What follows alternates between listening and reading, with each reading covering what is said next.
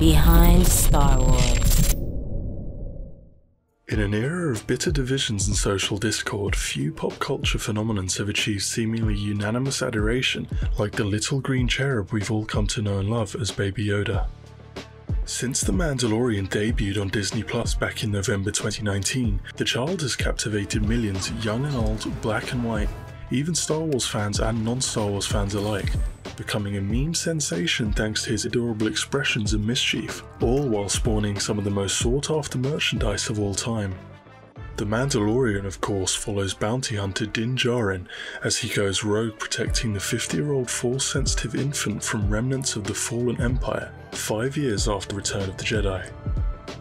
This concept of a roaming, hyper-skilled assassin pursued endlessly by the forces of evil, while simultaneously protecting a vulnerable child, was inspired directly by Lone Wolf and Cub, a 1970s manga created by writer Kazuo Koike and artist Goseki Kojima, later adapted into 6 films starring Tomisaburo Wakayama.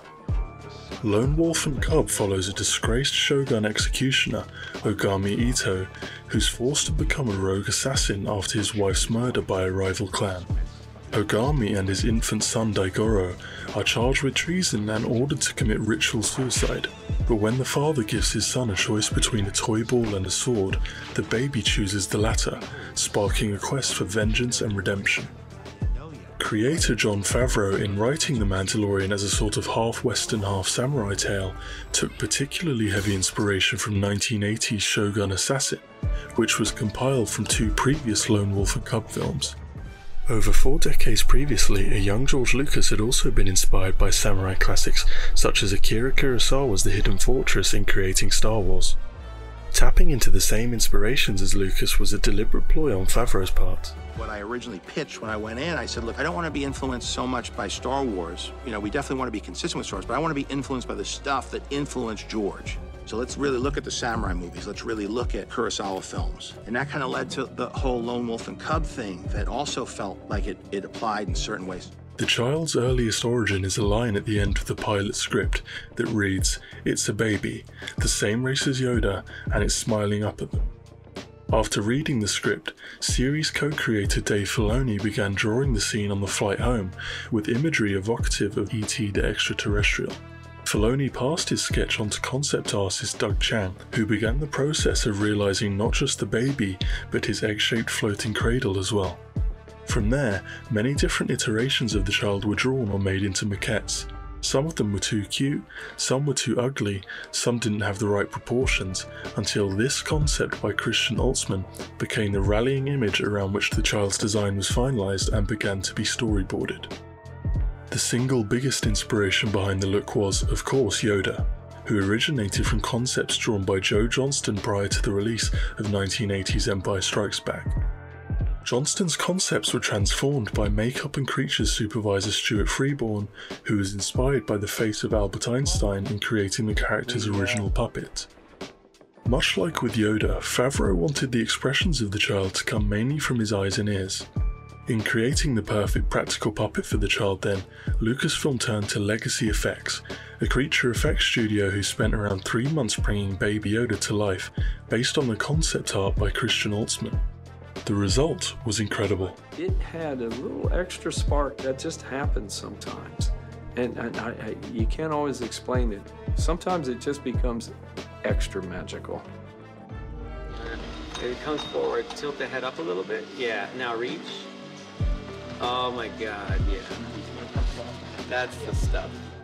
Unlike the original Yoda puppet, which was performed by legendary puppeteer Frank Oz mostly alone, the child was performed by a team of 5 legacy puppeteers, who each specialised on a single aspect of the character's movement or expressions.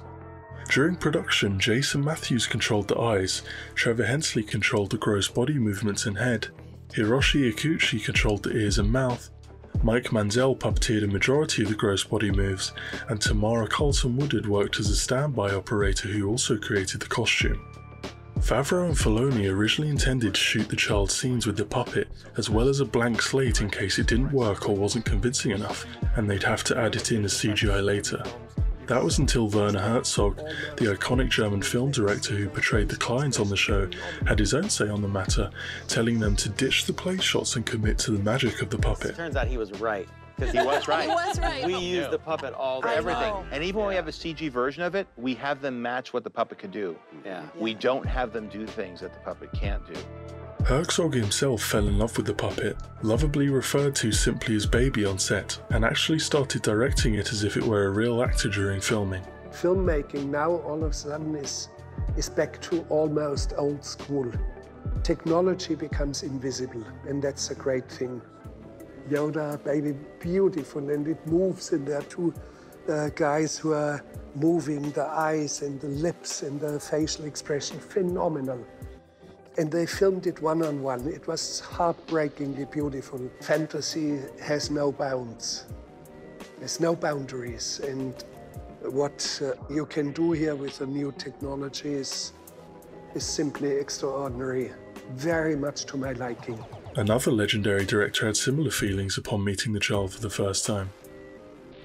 Fans, of course, became incredibly protective of the adorable child after watching The Mandalorian, and the crew were no different, as evidenced by when Adam Pally, who played the stormtrooper who hits Baby Yoda in the series finale, got a little too excited on set. The first time I did it, I hit it like too hard because I don't know, I was excited. So I clocked it. And everyone was like, whoa, whoa, whoa, whoa, whoa, whoa. And then like Jon Favreau came down, like, he's like, that thing is very expensive. You don't want to... He's like, and I can't stress this enough, this is the movies. I was like, got it. I got it. And I went back and like everyone was really awkward because I had like potentially ruined a $1 billion franchise. Yeah. Official merchandise of the child did not become available until months after The Mandalorian's debut, despite unprecedented demand from fans. This was a deliberate decision in part by Favreau, as the production of toys prior to the series' release could have spoiled the introduction of the character for fans before the first episode. Despite his nickname, Disney has been careful to refer to the character only as the child in merchandising, and even Disney CEO Bob Iger was told off by Jon Favreau for using the moniker Baby Yoda to refer to him. Iger also joked that he needs extra security because he knows the character's real name, in case fans might try to give him some sort of truth serum to reveal it prior to the upcoming release of Season 2, which was thankfully filmed prior to the outbreak of the coronavirus pandemic. With regards to the character's origins, at this point we really don't know much, except that the child belongs to the same shadowy and as yet unnamed race as Yoda and Yaddle, and that he was born approximately 41 years before the Battle of Yavin, just like Anakin Skywalker. But with Season 2 of The Mandalorian set to premiere in October, it won't be long before we finally find out.